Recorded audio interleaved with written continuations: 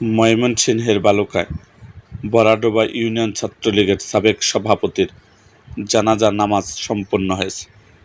মরহুমের শেষ বিদায়ের এইখানে জানাজায় অংশ নিতে স্থানীয় ঈদগাহ মাঠে ঢল নামে হাজারো মানুষ।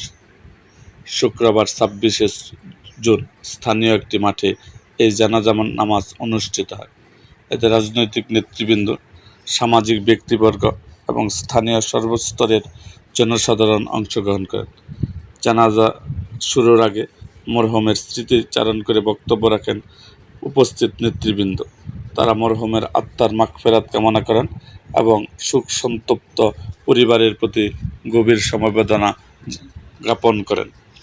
জানাজা শেষে মরহুমের মরদেহ পারিবারিক কবরস্থানে দাফন করা হয়েছে। তরুণ এই ছাত্রনেতার অকাল প্রস্থানে পুরো বরাডোবা ইউনিয়ন জুড়ে নেমে এসেছে গভীর ছায়া, সুখের ছায়া। এরকম আরও ভিডিও পেতে আমাদের এবং রাজনৈতিক অঙ্গনের নানা ঘটনা ও ইতিহাস জানতে আমাদের মুক্তাগাছার ইতিহাস মিডিয়া ইউটিউব চ্যানেলটিকে সাবস্ক্রাইব করুন এবং পাশে থাকা বেল আইকনটি বাজিয়ে দিন।